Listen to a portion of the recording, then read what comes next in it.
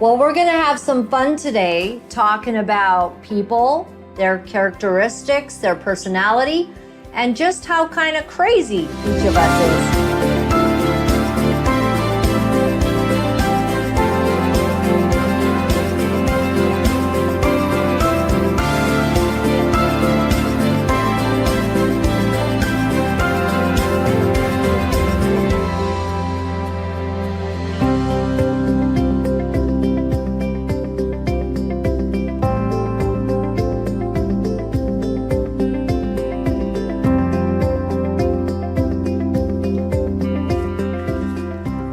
Well, hello everyone, and welcome to the beginning of the last days. My name is Laura-Lynn Thompson, and when I say just how crazy we are, I more mean me.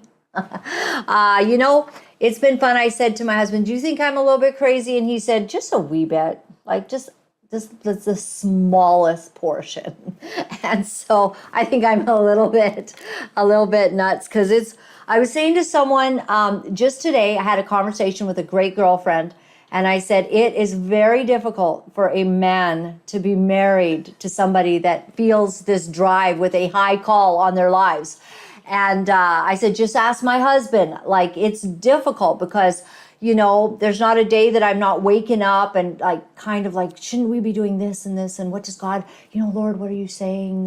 Which way do you want us to go?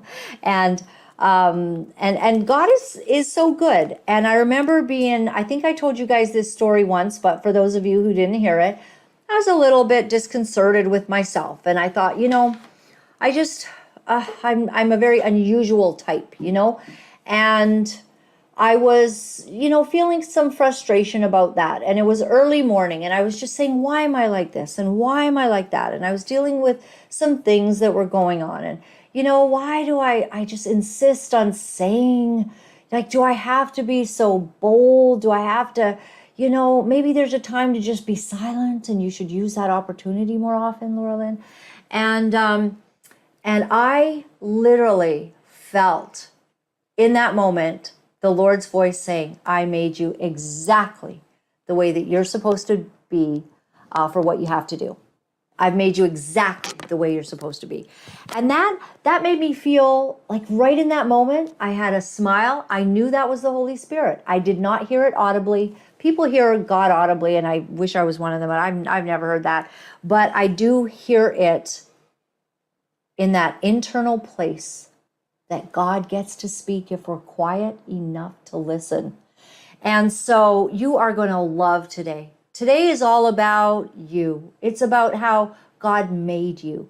And I was thinking in advance, and I dearly love our guests. You are going to really appreciate the information that he unlocks for how and why we are who we are, And I was thinking about this verse about in the scripture where it says that even the very hairs on our head are counted. And I thought, I wonder if my dad underlined that. So I opened up my Bible, my dad's Bible, which I read every day at the start of the show. And this is a treasure my father left me 3 years ago. A leather-bound treasure that I have to make sure I don't ruin any further. And he did not underline that verse. He underlined the one right beside it, but close enough. That's what I say today. So in Luke 12, verse 7, it says, but even the very hairs of your head are all numbered. Fear not, therefore. Ye are of more value than many sparrows. Because in the previous verses, God was saying, if my eye is on the sparrow, then be sure that I'm watching you. And he has counted the very hairs on our head. And sometimes that changes. If you ever run your fingers through your hair and 5 hairs come out, he has to retabulate that. Okay? So he is on it. He's got some kind of big accounting system going on. And I appreciate that. And I appreciate that, you might find yourself a little bit stubborn, or you have a tough side, or maybe maybe your joking style is just a little bit ornery or sarcastic, There's things we can work on about ourselves, but God knows who we are. He made us that way. And the best we can do is try to be the best form of ourselves that God made. And we have to take this into consideration, that we will make mistakes and we will fail, but God's relentless redemption never leaves us. And I want you to also remember, at the end of the show, we'll tell you all about, can we just put the poster up for our event, JT? Because we're going to be talking about the world and what's going on. And we have Dr. Matthias Desmet and Jim Ferguson from the UK, who is a very outspoken independent reporter talking about what's going on in the UK and telling us that we need to prepare. We need to understand the times. Without knowledge, the people perish. Matthias Desmet was made famous on Tucker Carlson by talking about mass formation, the theory of mass formation, that, you know, we all love to be a part of a group. And sometimes that gets us in trouble because the group is wrong. And the group is being led by a false prophet, or maybe a wolf in sheep's clothing, or a bad shepherd. And so Matthias Desmet is amazing. Dr. Brian Ardis as well will join us in Calgary and Winnipeg. So I have a big week ahead and it's a little bit stressful, but thank God I have the perfect guest for us today. And I'm just going to breathe this in like a great cup of coffee because he's incredible. He's an incredible presenter. And let me tell you a bit about him. Ken Keis, Dr. Ken Keis is a leading global authority on behavioral personality assessment strategies and an expert in leadership, purpose, and wellness. He is the president and CEO of Consulting Resource Group International, Inc., CRG, which has served thousands of organizations worldwide in 13 languages since 1979, with over 4 million words of authored content, including 4 books and a dozen assessments. Dr. Keis is also a respected author, speaker, trainer, coach, and mentor. And we welcome him to the show. Thank you for waiting there, Dr. Keis. Welcome to the show. Well, it's great to be back and hanging out with my friend. I appreciate that you have a certain gift before we get into talking sort of about leadership, wellness, and our purpose on this planet. But you have a real gift of being what somebody told you, that you were a seer. You're somebody who discerns the times. And I was the beneficiary of you discerning my times many years ago when you had a very powerful word for me that actually kept me on track and gave me stability and became an anchor for me at a very difficult season. And I knew then that your gifting was profound. And so I honor that in you. And I hope that that probably helps you to have even that natural ability that guides what you do, in this very amazing career that you have chosen to help people figure out who they really are. Thank you. Well, if you think about, we have to give the Spirit the credit and humble ourselves to the fact that, none of this would be present without him. So it's just, sometimes you pinch yourself and said, hey, listen, am I worthy of being used? And of course, the enemy wants to have us discount our value. And he would never do that to us as far as the Father. So we want to lean into it, not from an arrogant point of view, but just from a self-honoring point of view. I mean, you open the show with, who am I? I'm this crazy lady or whatever. And by the way, you actually quoted me, is that we are perfectly created for the assignments he has for us. Amen. And if that wasn't true, that means that he made a mistake in the creation of us. So I said, of course, we don't want that. Now, at the same time, we all have stuff.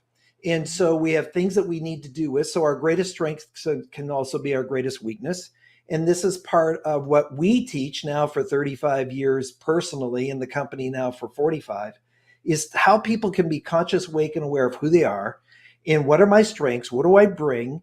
And I mean, you and your husband are a great compliment because he's doing all the tech behind the camera and doing that. You'd have no interest in that whatsoever. And so from a teamwork, we're uniquely created to bring different skill sets to be able to serve. And so that's just an honor to be able to do it. And thank you for that introduction. Thank you. Thank you for that. And you brought up just about how much the enemy wants to defeat us, and I think that a lot of people really dealing with that right now. Like, the economy is not great. People are struggling financially. They're feeling the effects of our very fallen world, and sometimes it can be, disconcerting. It can cause depression, different things like this. So the enemy's always chattering to us about how we're unworthy, so to speak. And you have this gift, and your company is it's really sold out to celebrating humankind and saying, yeah, we are kind of fallen, but there's so many things that we can do with this. And if we operate in certain principles, we can actually change the course of our destiny just by what we think. Absolutely. I mean, if we're uniquely designed to be able to fulfill a purpose, first of all, do I know what my design is? Do I know what my propensities are? Do I know what my personality is? And you were talking about that in the beginning of the show. And so every personality or personality type, or we call it profile or pattern, has related strengths and weaknesses or challenges. Am I conscious, awake, and aware? And the population, the last research is 70% are unaware. And so that's why we created our personal style indicator, our tool. And I wrote the book, Why Aren't You More Like Me? To be able to help people with that. But then there are all these other factors that you talked about. You were talking off air about taking care of your health and your wellness. Well, I have a diploma in nutrition and genetics. And so I can know my personality. I can even know my purpose. But if I am sick and unwell and not treating myself, my body as a temple, then I'm not going to be able to fulfill that. So these are this free will, take responsibility, yet at the same time, he has a path for us. So yes, we're really in this business to help people to realize their full potential. And we do it both in the marketplace and we do it within Christian groups as well. We love, of course, the spirit being included in it, but all our tools are built based on a biblical worldview or Christian worldview, so that we really have the spirit as an underpinning. Yet at the same time, we serve Fortune 100 companies and leaders and individuals there, as well as leaders within the church. And if you think about it, Laura-Lynn, this is a part of your show, we need better leadership within the church now more than ever, because that is lacking and has just not been present either. Oh man, I mean, yes, it's been really a catastrophic failure in so many ways, and it still is. If churches actually took that God-given position of leading the flock and leading the people, and not being afraid and not being hiding from what's really going on, like churches, I think the new way of church, which I honestly think with some of our events we're putting on, we have worship. We have powerful, prayer, and then we bring in these world-class Christian people who share their perspectives on what we really need to understand about what's going on, because so many people have their head in the sand. And so I think that church should evolve, and there are many that are doing a good job of that, but so many are just so afraid. I mean, our event got canceled from a venue that we had in Calgary because the church kind of went, oh, this is like really like out there, and we don't want to take that risk. We're just afraid of all of that. So they canceled us. So we had to find a new venue. But That's so sad. Yeah, it really is. And leadership's important, and it's courageous to be a leader. You have to sometimes go against the grain or say things first. Well, if you think, I mean, even his word, we didn't mention, but I'm an ordained pastor as well. That's kind of my sidebar. And I did that really just for my own personal growth. But when we think about it, is that if I'm not leading into the truth, what am I doing? Acquiescing or the sin of omission applies in all areas of our life, right? And so by not saying something, you are actually approving of other content or other devices or policies and procedures, especially when things were shut down and nobody pushed back, or very few people did. Where's the courage? So one of the things we want to teach for people when we think about leadership, and I know that we wanted to kind of go down this path, is that first of all, we all have a different leadership style, and how can and each of those have a different strength and weakness. And so what is it that I'm bringing to the table? Am I conscious, awake, and aware of that? And that's the personality assessment that we have. And then from there, what do I need to adjust to be able to meet people who are different than me? And so that's what we talked about think about marriage, iron sharpens iron. And so the two of you and your marriage and just how that has grown together because you see the strength in each other. And what we see in other people, their strength attracts us to them, but it also can be the most offensive too. So how do I develop my spiritual spirit, if you want to call it, where we call it suspending, but so many people in this population are offended by everything. I said, get over yourself. If you're easily offended, then you're weak. And now I'm not saying that we shouldn't be outraged by certain things that are not appropriate, but if you're offended by everything, then the reality is that you don't really have a lot of self-control. It's not a strong leadership place to be. You think about a leader that's always losing their temper. That really is not an environment that you want to be around. And one of the things we teach in our leadership model, so is that we have 5 stages in leadership. There's a pre-stage, and that is, what do you really believe in? What are the principles? And one of the challenges, why are so many politicians not, honored or whatever? Because they have no principles. The principles are lacking, the character traits, the mindset that we embrace in our position here as believers is not there. So as soon as they get into power, something happens, they switch, and those principles are gone. But the next one, if I'm leading, if it's a church or a family or an individual or a company, I need to manage self. And so if I can't manage myself, meaning know who I am, my direction, and we can get into that here in a minute, then how could I actually lead other people? Well, I can't, because I'm not clear about who I am. And if I'm not clear about my beliefs, my direction, my purpose, then how could I possibly lead you? And this is where the disconnect in leadership around the world is happening today. And so that's basically part of what you do professionally, like you say, for Fortune 500 companies, as well as people that would be in churches or even smaller groups and even individuals. You were talking about health, and I think that I feel like I don't want to miss that we cover this before we get to how incredible and important it is to seize the destiny of becoming a really true leader, if that is the calling God's given you. I also want to ask you if everyone's a leader, or are some people just natural followers, and is that okay? So let's remember that question. But you, Okay. You were once going through a health situation where it became crystal clear to you that you had to be healthy. And as I'm kind of getting, older, and we all are every day, Right. every year, it's another number that we're given of how old we are. But I know that I've seen where people decline because they just simply didn't get enough exercise. They just didn't exercise their bodies, or they didn't put the right things into their bodies. And your body literally will simply not be able to manifest what it needs to do the real true destiny and calling of God if you don't take care of it. Well, just think about it. If the enemy can keep us sick and unwell and unfit, then how could I fulfill his purpose? So when we think about wellness, so the story that you're alluding to, so way back in the 80s, I had all these mood swings. And then I went to the doctor, and the doctor said I had manic depression. And then he put me on lithium, which is an antidepressant. One of my friends out of Dallas, who was a psychologist friend, just said, Ken, you're not depressed. There's something else that's going on. I think you need to do this test. So on my insistence, not my doctor's, but my own insistence, I asked for a glucose tolerance test and found out that I was an extreme hypoglycemic.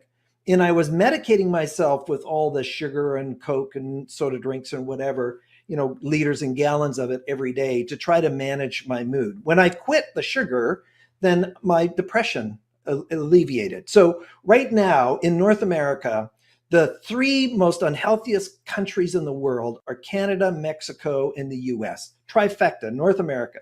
So the enemy has us sick. Almost 60 to 70% are now obese or overweight in the country. And so there's a thing called metabolic disorder. So I have a diploma in nutrition and genetics. And so that metabolic disorder was leading to my depression. There's a gentleman, Dr. Ralph Palmer. He's a psychiatrist. He's from, I believe, Harvard. He's written a book called Brain Energy. He found out, well, first of all, medication doesn't treat anybody as far as reversing their condition. It just manages the condition. Is that if you want to reverse depression, if you want to be healthy and sharp and wise, then I need to be able to be putting in my body what is healthy. So we need to be away from all processed foods. You need to cut out all the sugar. The food pyramid is a scam, meaning having all the processed grains in the bottom. No, I need to have my proteins at the base there, some vegetables, maybe some fruit that is part of it, some nuts in that. And if you can avoid all the processed foods as far as the breads and that, then you're healthy. And that's really what I'm doing right now. I've lost 20 pounds in the last year because I wasn't taking care of myself. And if I'm not conscious, awake, and aware and sharp, how can I bring my best? And you know what? Being unwell will make us cowards of us all. And so the reason that I got sort of into this, the first step in leadership, one of the 12 steps, and it was funny, it's 12 steps, is that one of the first steps in self-management is taking care of your wellness. If I don't get the sleep that I need, if I'm not managing what the input equals output, the same thing with kids. I mean, they're getting all this pizza, they're getting now screen time. Screen time is now rewiring your brain and creating a dysfunction there as well. And so this is all contributing to my health. And as you've noted, all of us are getting older. I don't care what age you are as you're watching this. If you're 15 or you're 100, we're all getting older, and our destiny is finite. So we know where we're going. Eternity is there. But if I'm going to bring my best, then I need to bring my best body. Now, the other thing around exercise is an amazing podcast I watched recently, because I consume all this stuff, is that doing weight training, light weights as a woman and men, but women more even importantly, muscle mass is critical to mobility. And so one of my relatives is in a home, and I look around and every single person in the home has a walker. Well, that's because they've stopped moving. And so the less that you move, the less that you can move, the more unhealthy you are. And so this movement is important. Now, you still need to eat right. You still need to get rid of all that processed foods, be able to get into a natural diet. You know, a lot of people have a lot of controversy over the carnivore, like which Jordan Peterson is on, and yet he's the healthiest it's ever been. So no offense to the person who is a vegetarian, but the research is showing is that really the opposite is creating these healthy vibes. I've started to do cold plunging as well, Laura-Lynn, where man, cold shower in the morning or cold tub and just wake yourself up. Oh my goodness. And you're just I don't like that. Is it good for you? I don't. It is absolutely transformative. It is a thing that burns a thing called brown fat, which really wakes your body up for the day. Nobody wants to do it, but the benefits are there. So do I want to do a short-term pain for a long-term gain? And so as a leader, I need the energy. I need the cognitive capabilities. And so all these other things are just making us murky. Remember, they're talking about like brain fog. Where does brain fog comes from? All these other elements that are contributing to it. So one of our anchors, or if you want to call it components of our teaching, and we actually have an entire course called Dying to Live based on our assessment on stress, is that we have all these stressors, is breaking down your body. We want to be healthy and vibrant. And the other thing that's a misnomer for the population, and the enemy has taught us this, and we bought into this lie, and that is that, you know, as I get older, I can't be mobile, I can't be active. That's not true.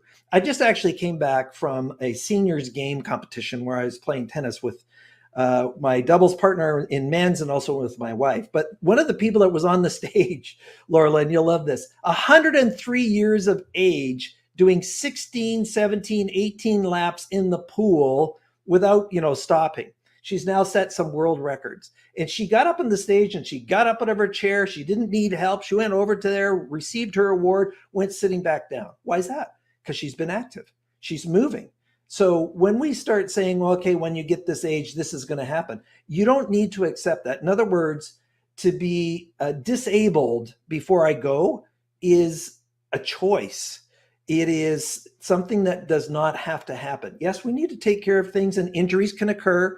You know, you get in a car accident and a broken leg or whatever. I understand that. That's not what I'm talking about. But there are many things that we can do to be active, to, you know, and build in pardon for the stuttering, but build in activities that feed both your soul and your physical body, such as go walking with your husband, go hiking, do biking with them, do some kind of sport activity like a racket sport back and forth. And interesting, tennis was then rated the #1 sport in the world for longevity because you needed coordination, moving, and a racket sport. So that helped your brain and all these individuals to be able to function. So my wife, who plays 4 times a week, was just elated to find out that this was new research that came out.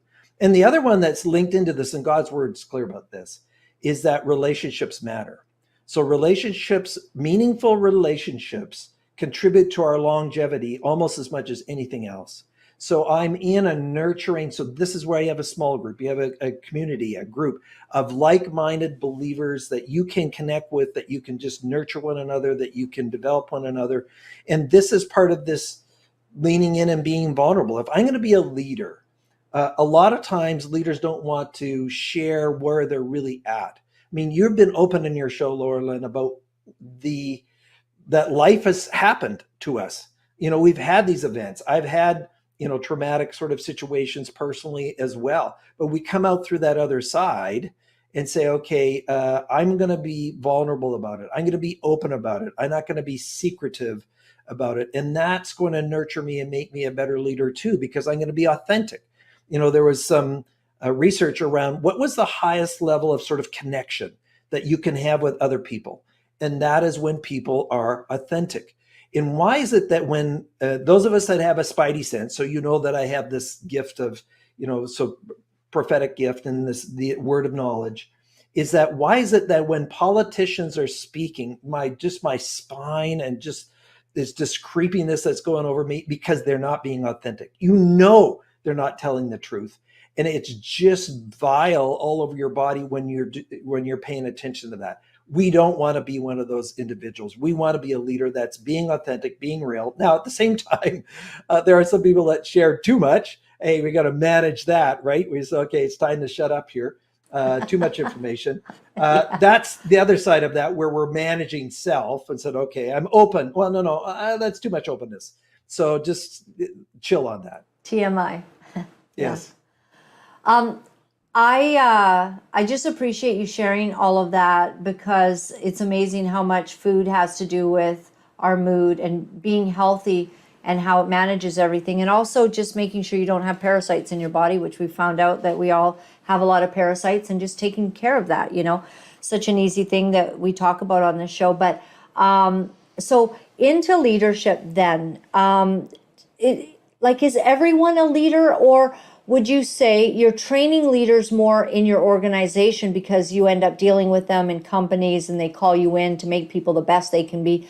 But some people they're just much more comfortable, and they're great people, but they're behind the scenes and they're doers. So how does that all relate into what you teach? Well, everybody has a leadership role at some form or another, some greater than others, some less than others in terms of the scope. Okay. So if we think about, I'm a family, I'm a father, I'm a mother, I'm a parent, you have a leadership role. And we, as a past school board chair, I saw families that lacked leadership. So we have these behavioral problems in the classroom. It's these kids that came out of families where there weren't leadership. There wasn't really guidelines. There were, the structure was not there. There was a lack of leadership on behalf of the parents towards these kids. And it was now being destructive to the children. If I'm an individual, I have leadership of myself in whatever environment that I am. In other words, can I take responsibility for my contribution at this very moment? Am I awake and aware of what my potential is, what my strengths are? Am I playing to those strengths? Am I acquiescing and saying yes to something that I really want to say no to? So I have that leadership. And then I have a leadership where I'm leading and growing other people. Now, a challenge in this world is that many people get into leadership roles because they're self-centered. But when they really get into senior roles, it's the opposite style that helps to be successful. In other words, I want to bring out the best out of Laura-Lynn. It's not about me. And so when ego and arrogance and narcissism get into place, then this really destroys it. So there was a study done by Peter Carrera. It says, what are sort of the top reasons that leaders fail? Well, the number one reason is a lack of interpersonal communication skills or emotional intelligence, which we teach in the Why Aren't You More Like Me book about understanding self and others. But the second reason that leaders fail is this whole thing called hubris. I don't need anything. I've already got here. I've already done it. So I remember being hired by, I can say who it is because it was 20 years ago, by Ford, to go in and do a national meeting with all the managers. And the VP had hired me to come in to do this workshop to help teach the regional managers how to really have better relationship with their dealers. And there was some pre-work that needed to be done. And guess what? So Laura-Lynn, we have all these 100 people in the room, all these high sort of significant managers throughout the entire country. Guess what was the only person who didn't do the pre-work?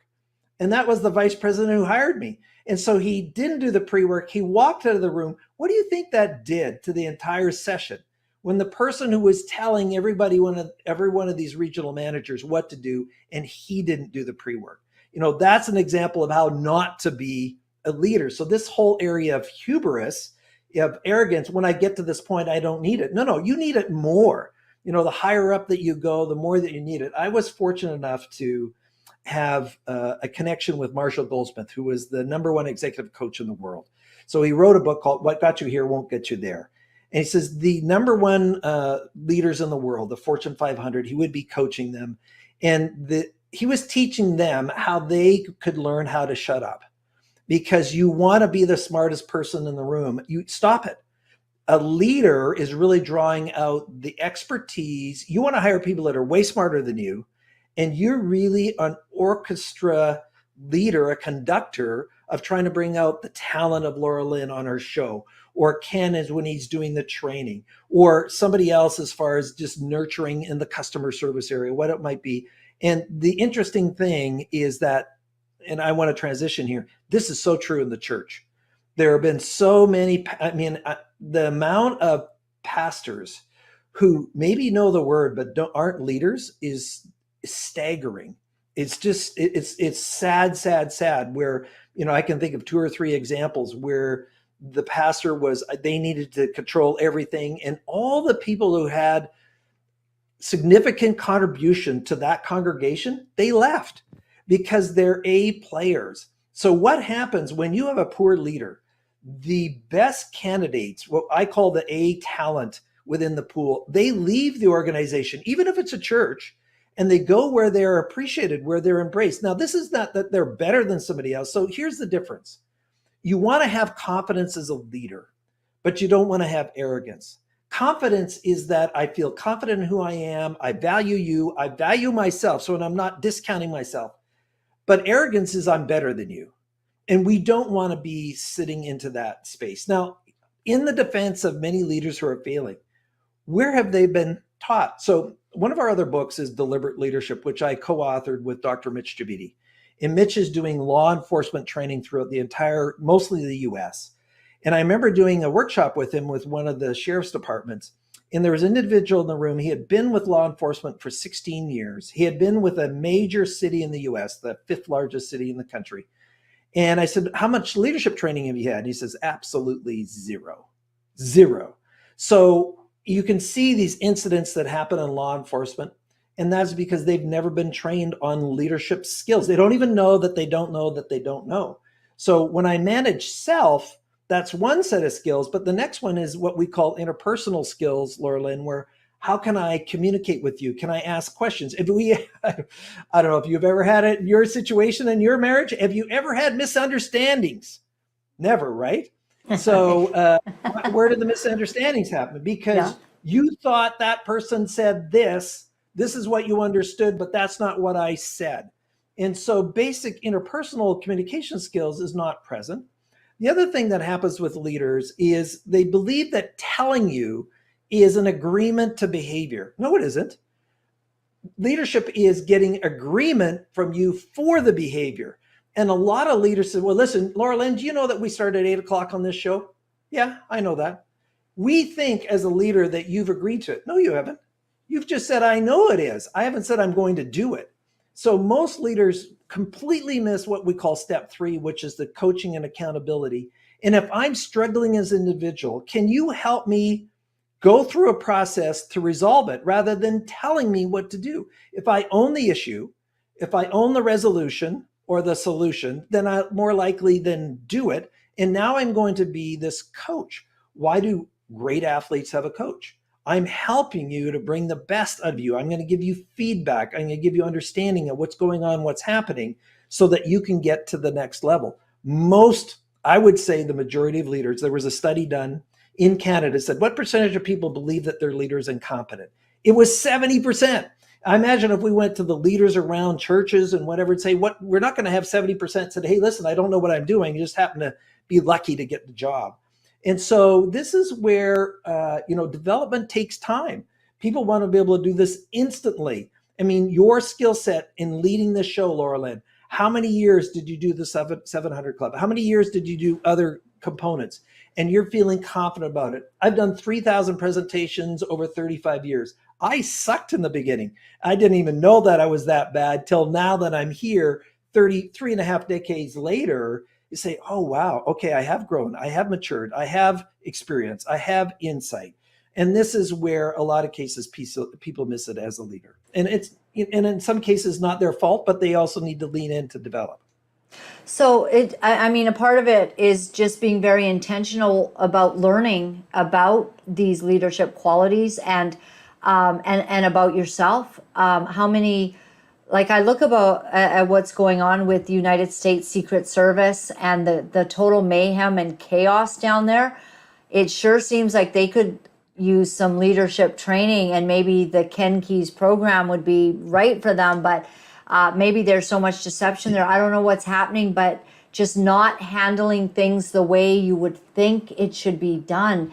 And leadership is so pivotal. Like there can be a crisis in a company that brings everyone together because the leader gives everyone the impression that, hey, we're going to get through this. This is what's happening, good communication. And then another leader handling the exact same issue just builds complete fear and, instability into all of the employees. It depends how you handle it. Oh, absolutely. And, sometimes as a value set, we have one of the last chapters of the book, Why Aren't You More Like Me? It's called Readiness and Willingness to Change. So I suspect some of these agencies just have a culture of deception and a culture of destruction. And I'm not sure if they're ready for change. So there's two things. One is that I need to have the willingness, which is sort of the mental willingness to try something new. The other one is readiness. So let's say, Laura-Lynn, that you just tripped and your knee's giving you trouble, and it looks like you're going to need surgery on it. Now I know Lord's going to heal it, but let's just go with this example. And so, you know what? I've never been to school on surgery to repair your knee, but I am so keen. I just love doing it. So what I'm going to do is I'm just going to come over to your house on Saturday. I have some Black & Decker tools, and I'm just going to help, and I'm going to work on your knee and fix your knee. So what's your confidence in my ability to do it? Zero, that would right? not be good. Yeah, you're not very confident. So when we think about readiness, there are a lot of people who are willing to engage in a leadership role, but they've never been modeled. It's never been taught. They are not able to do it. I'm not able to do the surgery, even though I'm excited to do it and I'm open to do it. I'm just not able to do it. Now, a lot of times this happens in volunteer organizations, especially in the church, where you have all kinds of volunteers. And some of these people, they shouldn't be volunteering for some of these opportunities because they're not equipped to do it. And so volunteer training, and then you have these incidents that occur, whatever that might be, they're just not skilled. So developing yourself in life always takes time. And this is why we have these leadership courses that take weeks and months and years, not minutes and seconds, like a lot of people want to do it. So the key is, do I have the patience to do it? I mean, think about who you are now, Laura-Lynn, from when we first met 20 years ago, nearly, right? Just your spiritual maturity and who you are and the grounded and the centeredness. That journey is just, it's taken time, and it's okay. But as you said earlier, we need to be intentional with this development. And if you don't think that you need anything, meaning you're hubris, you're arrogant, then you're not going to do anything about it. And that's the challenge, where the majority of individuals really don't have the skills to lead in an effective way. but they're not willing to do something about it. So my encouragement to people that are watching this is that there are pathways, there are options. It's a holistic thing. If it's health and wellness, if it's my personality, if it's my values, if it's my self-worth and my background there. We also have the book on purpose, which is a whole separate one that said, okay, you and I have the identical personality, but where I'm supposed to deploy it is unique to his calling for me. So I'm in this training area. You're in the media business. You're really challenging there. Each of us have our different calling. I actually grew up in a dairy farm. I'm the firstborn male, Eastern European descent, third generation. Man, when I left, the pressure from the family, you betrayed me. We did all of this for you. So a lot of times parents and families can constrict us and hinder the purpose that he has for us as we're called out into different journeys, different areas. It was the most difficult thing I had to do to leave the family farm as somebody that went to agricultural college to come back to do this. And I said, you know what? Ask myself this question. I want everybody that's listening to this or watching. If you're doing exactly what you're doing right now, 20 years from now, in the same format, is that okay? And if your answer is no, then what direction are you supposed to be going in? And so I had this same thing. I had my own dairy farm. I got up, it was 5:30 in the morning. The sun is coming up. And when looking out the window, I says, listen, Ken, if you're here 20 years from now doing this same thing, is that okay? And I said, absolutely not. So then my next step said, okay, if that's not true for me, then what is? And that is our responsibility. Finding out our purpose isn't necessarily put on a clear platter to us. We have to journey through this discovery. And that's my other book, The Quest for Purpose, which we're going to give as a gift at the end of the show here today, Laura-Lynn. I don't know if you've got that there, where we go through a process.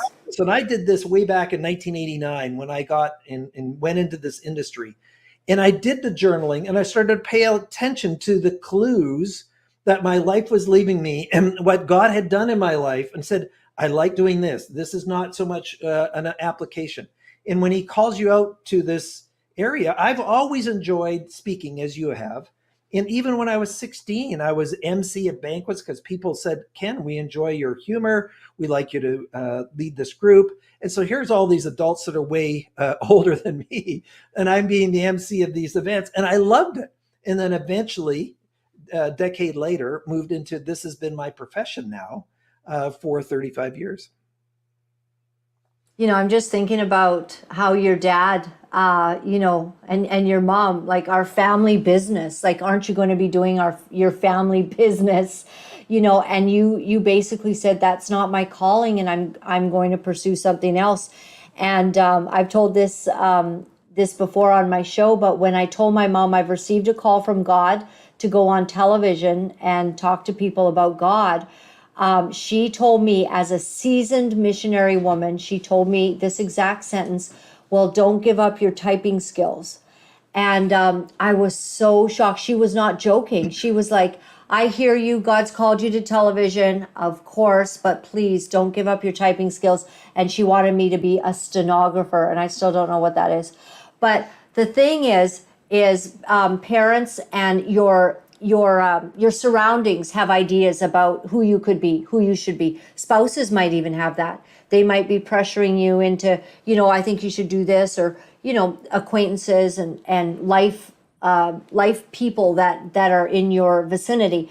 But God has a very, very distinct calling. And I think, don't you think, purpose, if you don't feel you have a purpose, that takes away literally the joy of life. Whether you're outgoing as a speaker or you're just the person that loves to be behind the scenes, if you don't understand that you were created for a purpose, that steals the very essence of a person's life. Oh, absolutely. And in fact, one of my colleagues was doing a program for, of all people, Starbucks. They did a nationwide program on personal purpose. And I said, why are you doing that? Why are they investing in entry-level staff for that? It says they know that if they don't know what their purpose is, then they will lack engagement, because I am feeling consternated. In fact, the last research is 80% of people dislike what they do for mildly irritate the loathe, and only about 10% of people are living on purpose. That is the saddest state, and including Christians. So when we think of my family, now I want to make some point around this family and people that are listening and watching, is every single person that you know, nearly every single person you know, will have an opinion. Almost very few have wisdom. And so the last people you want to ask about what should I do in my life are the people that are closest around you, unless they are a career coach or they have some expertise in this, is that there are some people who have a non-biased perceptions for you that can help you on this journey. I mean, example is somebody is going through a real challenging personal relationship with their marriage. The last person you want to go to is a girlfriend who's been a divorcee. I mean, you want to go to somebody who has the solidest relationship that you know, and they're going to hold you accountable for your behavior on how you can conduct yourself within that environment. So stop going to all these other individuals who are going to give you feedback or also misdirect you on what you should or couldn't be doing. Now, family has your best interest in mind. I mean, they really do. They want to help you. They want to assist you, but they might not have the wisdom that you need to be able to move forward. You want to do your own research. Now, sometimes the only person that should know about the direction is yourself. In other words, if God has given you a clue on that direction, then tell nobody else and case closed. You're going and you're doing that now. You could verify with some people around you and just kind of test the waters. But the reality is you're not trying to share that with other people. I just, when I shared with my family, they couldn't believe it. And as your mother said, Laura-Lynn, is because they didn't want you hurt. They were worried about, your mother was worried about, oh, you know what? What if she doesn't make it? You better keep your day job because this other job isn't really going to work out for you. And so I don't really buy into that. If you're called to that, God's going to make a way. And look at all the things that he's done for you. Over the years, there's been ups and downs on all the things that are going on. But the other side is, Laura-Lynn, that has been a strength of yours. And so I'll speak into your life here right now, is that you've always held to your value set. You did not compromise. And that is part of the challenge with leadership now, is to be popular. People are trying to be popular. So they're not really making the hard decisions, the difficult decisions. They're trying to be liked by everybody. If you're trying to be liked by everybody and everybody likes you, then I know you're a poor leader. Because that if you are not being disliked, if they're not some unpopular decisions, then that the likelihood that you are being a stellar leader, what we call a transformational leadership leader, is not very high. Because you're trying to placate to the popularity contest versus the hard decisions, the difficult decisions. I think about what Daniel Smith has done in Alberta with some of the things there, where people try to push back. And here's the other side: the minority are screaming, and so I want to manage my life to the majority, not the minority. Well, and I'm thinking about those people that maybe need to deal with that thing that causes them to compromise and to be afraid of people, being afraid of what others think about your opinions or what you're going to do, and then checking yourself and not being able to make a decision because you're so worried about what others might say. And that investigation is what your organization helps a person to do on the inside, figuring out who am I and what is it that I can that is maybe keeping me from actually being the best leader that I can be, and why is it that I'm so afraid of other people? That would maybe be someone's quest that might show up in, as you do your events, or you do a lot of things like online now, I guess, too. Well, we've actually moved our business. So we have all the online assessments, though there's 14 different assessments, from team to leadership to values to personality to entrepreneurship to sales to instructional to learning. We have all of those. Then now what we've done is we've created e-courses for just about all of those major assessments. So you can go online, take an e-course on any one of these topics. And it's what we used to do in person with you, Laura-Lynn, when you attended our 3-day training. And then we've even moved our certification, which we have other professionals from all around the world who have being certified and learning about these tools to serve others. This is now online. So this is an online experience where they can go on, they sign up, and then they take all the online courses. We interact with them. We have group calls, we have personal calls. And now you can go on this development journey over this year period of time to be able to take yourself to the next level. And this is just a shift. And this allows, we've done the certification in Singapore and Kuala Lumpur, or we're in Denver, or if we're in Florida, or if we're in Toronto. Now you can take this anytime, anywhere, 24/7. And we have professional coaches and leaders who are engaged in this. Or if you're just a leader of a business or a leader of a church and you want to take yourself to the next level, this is the kind of information that will take you there. And you go on this journey, and we go and we hold your hand along the way as we take this 45 years of accumulated sort of wisdom, I'll call it that, because our company was built out of a Christian university, and we wanted to have a Christian worldview for all the contents. Now, the contents are not biblicized, but they are in a way that we're just honoring his word with everything that we're saying. And yes, you can go through this journey of self-awareness, and we use 3 words: self-awareness that leads to self-management, that leads to self-mastery. And so if I have this mastery in my life, I know that I know that I know who I am. And yes, we all have stuff that we have to develop, like even our values assessment. What would it mean if you could make the right decision every time? So the Holy Spirit comes in and helps us with that. But what if I'm making values decisions and I'm screening all these opportunities? People look at shiny objects. And I remember when a pastor in Atlanta was just saying in his sermon, he says, listen, somebody offers you $120,000 a year to go to LA for this new job, and you pack up your family and you go. Is that where you're supposed to be going? You get this shiny object. They're drawing to this other side to take you off what God has called you to do. So I'm going to use this value set. If is it supposed to be challenging? Is it supposed to have tranquility? And so, as you said, Laura-Lynn, every single person has a role to play. And thank goodness there are people who want to be janitors. Thank goodness there are people that want to be kindergarten teachers. Thank goodness there are people that are in these elder care homes. I have no idea how they do that. Like, I don't. But you and we could be on a stage with 5,000 people, and we are in our zone. This is where we're supposed to be. Yeah. 100%. Born to do it. Yeah. Yeah. People say, Ken, do you ever get noticed in front of an audience? I said, never. Like, not whatsoever. Will I get nervous with other things? Sure. But in that context, we've done it so often. That is our space. That's our zone. That's where we're supposed to be. That's what we're supposed to be doing. And every single person listening or watching this is true for you. And if you're not there, in other words, if you're not clear about these things, if you have consternation, you don't have clarity, then your number one goal in life is to get clarity. Now, we don't know what that is. That's your journey, but we'll help you get there. I'm thinking about business owners right now who would love to be inputting into their, employees, making they have this natural desire to bring everyone closer and to maybe teach them, have them to be taught some of these skills.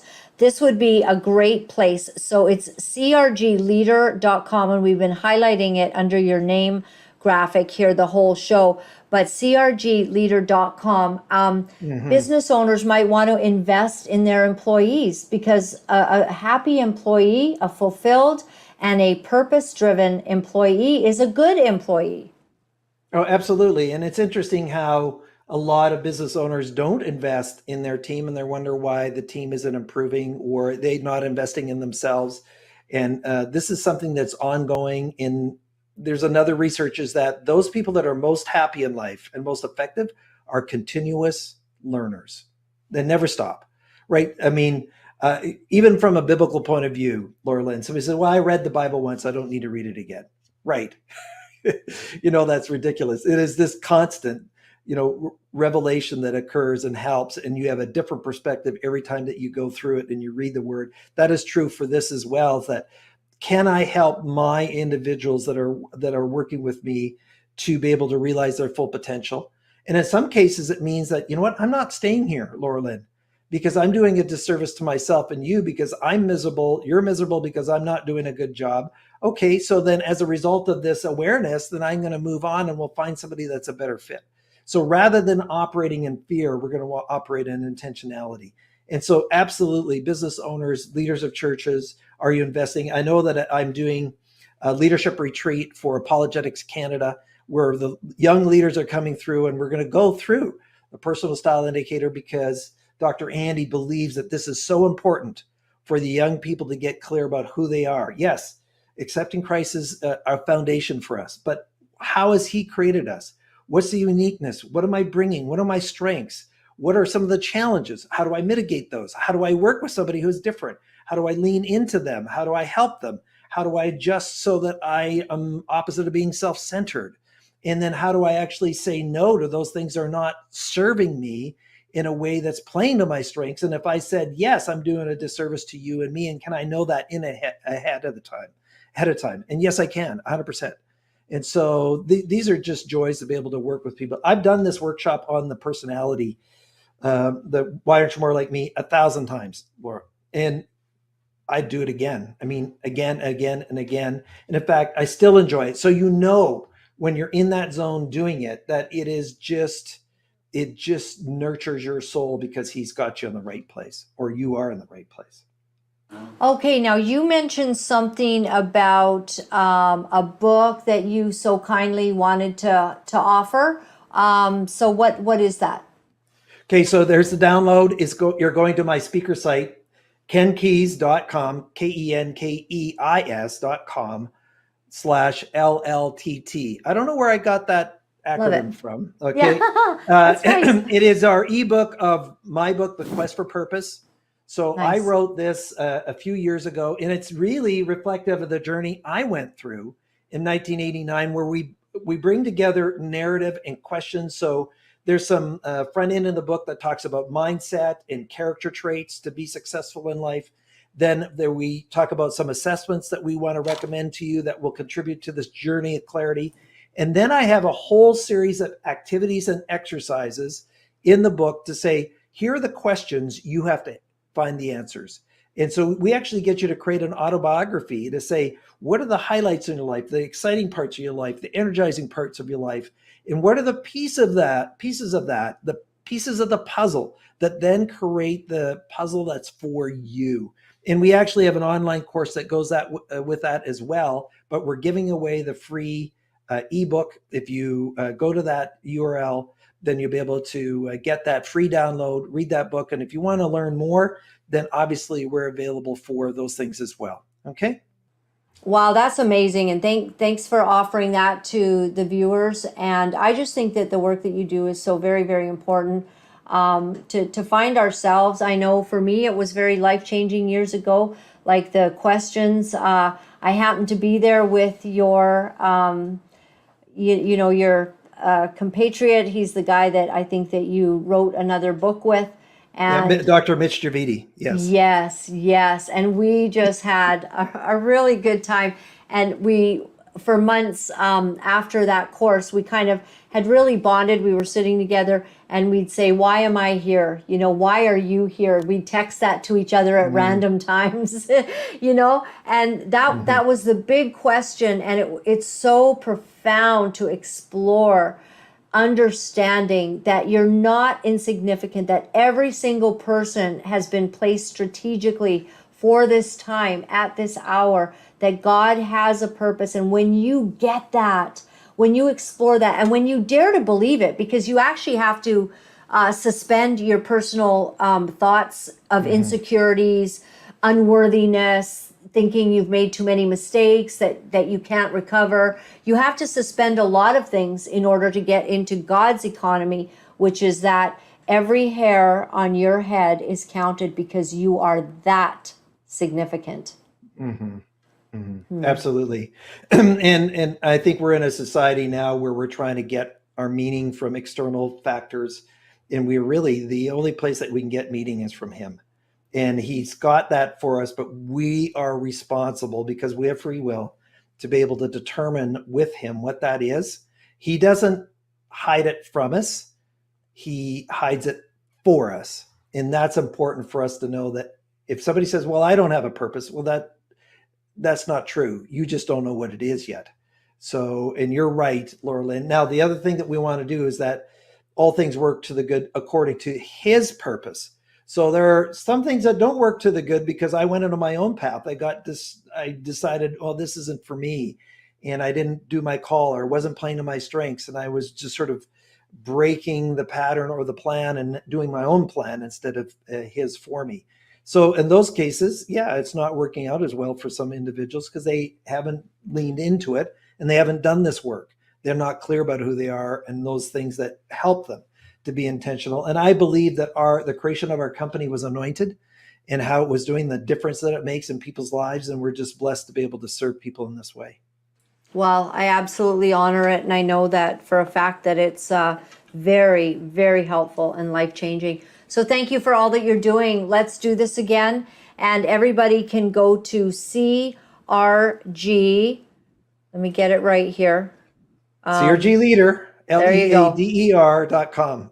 Yep, crgleader.com. And can make sure that they're either helping themselves or helping their organization as well. And you're in all these countries doing it. And online is better because you used to just have us come into your office, which was a wonderful experience to be together. And maybe these can be done, in some way together in groups, in organizations. But how could you reach the world through just, one office, right? So you've, I guess many years ago you took it global, but now it really is. And, yes. And it's fantastic. So thank you, Dr. Ken Keis. Let's do this again. Welcome. You're always fascinating. Anytime. I love it. Yes, okay. Thank you. Thank you. All right. Yeah, that's a real person there. You know what I mean? The real deal. That's Dr. Ken Keis. And I think you only get there by examining very deeply in a heartfelt way your foibles, the things that are not so good and the things that are great. And, minimizing that side of you, looking at it and going, how can I change this in order to be the best me that God intended me to be? And I've been on that quest. I'm not always 100% successful, but I'm really happy about who I am today as opposed to, my early 20s and teens, the things that we struggle through. We just naturally don't know. We don't have that wisdom. We don't have that understanding when we're young. But then you begin to get older and there's some things that you figure out, and I really appreciate it. And I think that if we are intentional and we put effort into coming up against the insecurities, like I remember thinking, I got to shout this out of me, this voice inside of my head that says, you're unworthy, that you've made too many mistakes, that you can't do it. You're just not the right person. You just don't have what it takes. That I just literally needed to make that voice be silent in the face of what I was putting in to my mind and thinking on in my mind and taking the word of God and making that very powerful so that I wasn't believing the lies. And this course, did you hear what he said? Dr. Ken Keis said, you could be a business owner and you ascribe to the principles of the Word of God, but your employees maybe don't, but you could use this course to actually invest in them. And it's not all churchy or preachy or anything like that. It would just be something that would help your employees. And in that process, I think when we get wisdom, it always leads us to the creator of all good wisdom. So that's just amazing. So let's have a look at the event that is coming up this weekend. We don't want you to miss it. And if you haven't got your tickets yet, you need to get them. For Saturday night, we're going to be at Westwood Community Church in Coquitlam. For Monday, we will be in Calgary. For Tuesday, we will be in Manitoba. Take a look. In the end, up to 95% or even sometimes even more go along with the totalitarian narrative, with the narrative that led to the mass formation. And we know that in the rare cases, I think off the top of my head, 400 or 500 cases so far of humans, the mortality rate is extraordinarily high.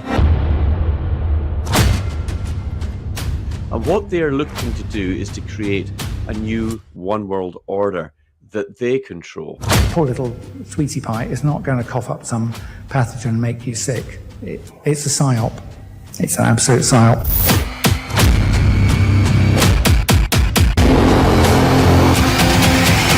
George Soroses, the Clintons, the Gates Foundation, these people are completely on the other team.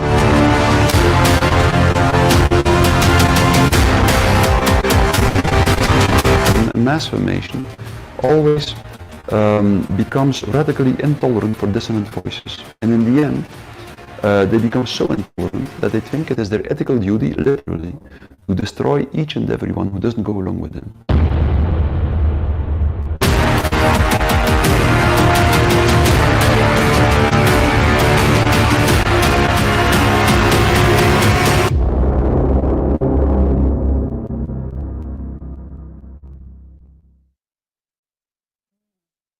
All right, well, I hope that we're going to see each other there. I want to see you there. It is going to be fabulous. No lies. We will not fall for the lies, and we will not allow them to speak the lies to us without talking back. And this is our way of talking back at this event that's coming back. We're talking back to the world. And of course, make sure that you get the QR code right there that JT's putting up. This QR code, you can hold your camera with your cell phone up to that, and it will take you exactly right to the event where you can get your tickets. Also, remember, okay, that we are online at Laura-Lynn.tv, and we appreciate you. I want you to know we're going to head on to television soon, and so that's a real growth. And if any of you can help us to do that in small ways or substantial ways, we appreciate it, and we would wholeheartedly be very grateful for that. So there's a donate button there. You can donate anonymously. In fact, we just got an anonymous just this week, and we appreciate you. We don't need to know your name, although we'd like to. So I just say thank you to you here, because I will never know exactly who that was. But for those of you who'd be willing to help us become a monthly partner for $20 or more, we're going to let you have a little look at my book, which is called Relentless Redemption. And it's my story, my personal story and journey of God's unbelievable intervention in my life, and how he rescued me from myself, how he forgave me for the mistakes that I'd made, and he gave me the power with the principles in the Word to overcome all the pain and to become the person that he intended me to be. And I am so very grateful for that. And if any of you can help us with a one-time donation or perhaps e-transfer, my e-transfer is llttlive@pm.me, or you can use lauralynlive@gmail.com or Proton Mail, lauralynlive@protonmail.com. Those are all fine too. Whatever ones you've ever had work. We just thought we'd make it easier, but seems like you all like the other one a little bit better than this llttlive@pm.me. So that's interesting. And we're also really grateful on the website. It'll show you all the ways that you can contact us, and that includes snail mail. Snail mail will also get to us, and we just appreciate all of your special letters, your cards, and your little writings. And some of you, hey, you just put a check in there and no time for chit chat. You just get to the business, and that's okay too. We love you, we appreciate you, and we're so grateful, because we can't do this without you. There's no big organizations behind us. There's just the Lord God, and he is with us, and he is helping us to advance. And one of the reasons we do this is so that no one can tell me what to say or not say. Only God can tell me to stop speaking. And occasionally he does. And also my husband. My husband has I've given him every privilege and opportunity and the right to speak into my life and to say, that's enough, Laura-Lynn. So now he's saying, wrap it up. No, he's not. So because we are not beholden to anyone, and we do our own thing, and you help us to do it. We don't have to be silent. And I've been in that position before in my life where I wasn't allowed to say certain things because the powers that were didn't want that. And so, now I'm in this position where I just say and tackle the issues that God asks me to tackle. So with that being said, remember, everyone, take good care of your finances right now. If you have got a lot of investment with your cash and all of that, consider gold and silver. I am not a financial advisor. I only listen to a whole bunch of them. And I also had, I mentioned earlier this week that I had a call from a very prophetic woman, and she just has had an extreme, feeling that something's coming by way of a shaking. So, is that economically? Yes, perhaps. Make sure that you're not just keeping tons and tons of money. I'm not talking about 10 or 20 bucks, I'm talking about tons and tons of money in your bank that you think that you've stored up. Make sure you put it into gold and silver. That is tangible. It's not monopoly money. We're all playing with monopoly money right now, and that is truer than we know. So I'll leave you with this. In the Word of God, it does say this. It says in Jeremiah 1, Jeremiah was having a bit of a personal emotional crisis, I think, about his role in life, and God had called him. Jeremiah was a prophet, and he was called to say the most difficult things to a nation, to tell them to stop sinning and to give them bad news because they kept sinning. And so his job was to let them know that God was not happy sometimes. Sometimes he had good words too. So in the very beginning in Jeremiah 1, this is called the call of Jeremiah. And the word of the Lord came to me saying in verse 4, before I formed you in the womb, I knew you. Before you were born, I set you apart. I appointed you as a prophet to the nations. The very interesting part of all of this is that God said, before I formed you in the womb. Was that before he was conceived? Did God know so intricately what he needed in that season that he created the persona, the characteristics, the talents and abilities in Jeremiah's soul even before he was born? It's fascinating, isn't it?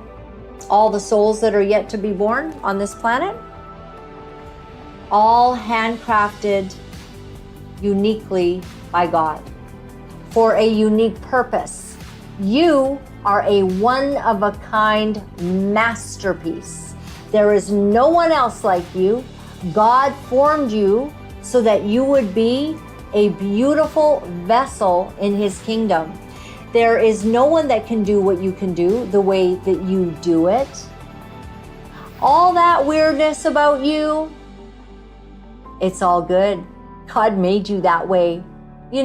All of you who are march to the beat of a different drummer, and some of you who fall into line and conformity, some of you, your way of doing things is that you need it by the book. And if the rules say to do this and this and such, that's how you do it. I've met those people. It's always funny. I laugh hysterically, when I come in close contact with someone who's just a complete rule follower, because quite often I'm looking for, the clause to get you out of all those rules. Because I only like certain rules. I like the rules of the Word of God. And other than that, I just like freedom. I think God made us to do what is right before him, to bless the widow, to take care of the poor, those that are without, walk peaceably among all men in as much as you can do it. I don't find it very easy to be peaceful right now, because in as much as I can do it, I just can't, because people are crazy right now. So I'm not necessarily walking as quietly. I'm not living the quiet and peaceful life the way parts of the word actually say, live quietly and peacefully, minding your own business. And I'm like, no, I'm going to tell them, right? I don't seem to be doing that. So I feel that I'm here to expose the evil works of darkness, which is also in the word. And so in verse 6, it says, alas, sovereign Lord, I said, I do not know how to speak. I'm too young. That's what Jeremiah said. What are your excuses? He said, I can't speak. I'm just too young to be doing this. But the Lord said to me, do not say I am too young. So I say to you out there, do not say I'm not smart enough. Do not say I'm not good enough. Do not say I'm not worthy enough.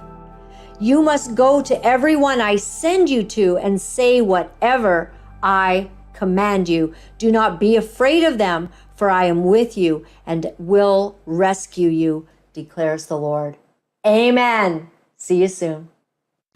You know, it's not easy to deliver the truth of what our sick world is doing, but for some of us, we feel that we have no choice. Because if we are silent about these abominable things, then we are letting evil go unchecked, and we cannot do that. For those of you wonderful people who are writing me and are sharing your encouragement, I am deeply grateful. Thank you for all the letters that you've been sending. Thank you for the donations and the support. I found out that in order to speak the truth, you have to become very, very strong. If you would go to my website at www.laura-lynn.tv, you'll find all of the ways that you can contact me. Remember, my friends, all is well. All is well. Thanks for joining me.